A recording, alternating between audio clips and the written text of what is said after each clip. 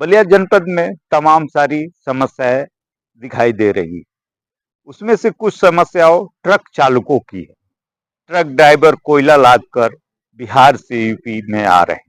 उनकी समस्या यह है कि भरौली पिकेट पे वन विभाग का ऑफिस बना हुआ है, कोयले की चालान कटती है, लेकिन वन विभाग के कर्मचारी कहें या अधिकारी कहें, इतना मनमानी बढ़ गया है कि न समय पे वो ऑफिस में आते हैं और न ही चालकों को समय से चालान मिल पाता है। चालकों का आरोप है कि एक्स्ट्रा 200 रुपया भी अधिकारी और कर्मचारी लेते हैं, उसके बाद भी समय पे हम लोग का काम नहीं होता है, जिससे लगभग 16 से 17 घंटा वेट करना पड़ता है। इस समय पलियाकाश बड़का खेत में हूँ और यहाँ पे पूर्व मंत्री उपेंद्र तिवारी मौजूद है। इस संबंध में हम जानने का प्रयास करेंगे कि अधिकारी आपके सरकार में मनमानी कर रहे हैं। आपको लेकर मैं चलता हूँ माननीय उपेंद्र तिवारी यहाँ, और उनसे जानने का प्रयास कर रहा हूँ कि जिस तरह से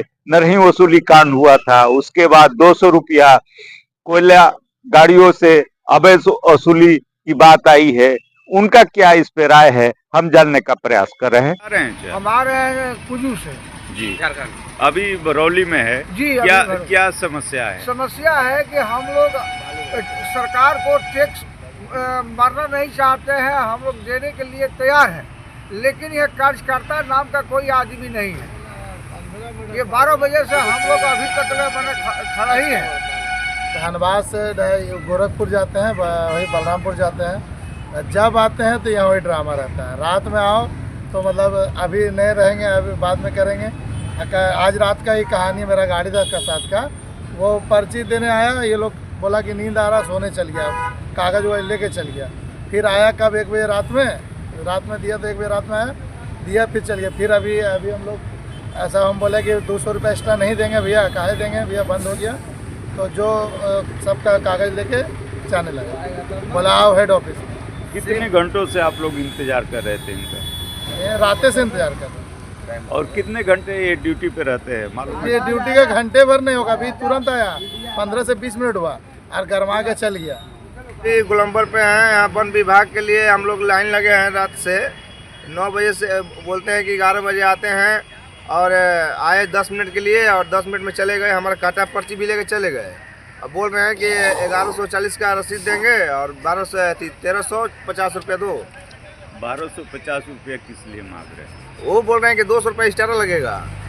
हाँ, रसीद मांगने। कितने घंटों से आप लोग खड़े? हम लोग रात से खड़ा हैं, जाम से निकले हैं। इतना जाम में, बक्सर से जाम में लगे अभी तक आए हम लोग 9 बजे रात को।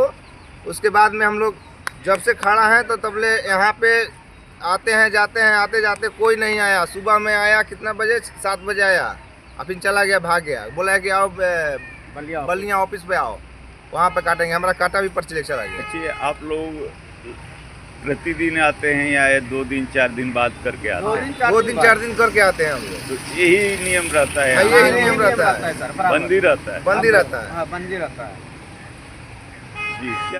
बरौली में अभी लेटेस्ट मामला आया है कि कोयला जो बिहार से लेके आ रहे हैं, 17-18 घंटा वेट करना पड़ रहा है चालान के लिए, और चालान काटने के लिए जाते हैं तो 200 रुपये एक्स्ट्रा मांग रहे हैं अधिकारी लोग। क्या कहें? देखिए, अभी ये घटना हमारे संज्ञान में नहीं है।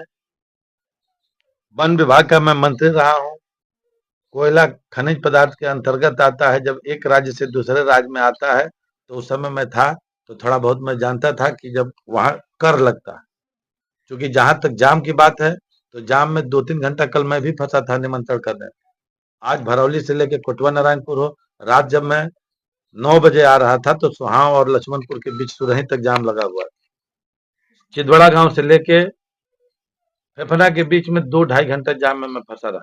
2-3 बार हमारे इंस्पेक्टर फेफना से बात हुई कि जाम से किसी तरीके से वो निमंत्रण कर रहा, क्योंकि कुंभ में इतने लोगों का आवागमन है, और क्योंकि हर रूट पे कहीं ना कहीं हर आदमी चाहता है कि 144 साल बाद ये कुंभ हो रहा है और महाशिवरात्रि कल ही है, तो इसलिए बिहार, बंगाल, नेपाल, हर तरीके से लोगों का आना जाना है। जाने का मार्ग यही है, तो कहीं ना कहीं जाम हुआ होगा, ऐसी घटना होगी, वो लीगल चीज है। हम पुनः आप हमारे संज्ञान में लाएं तो इसको दिखवा लेंगे।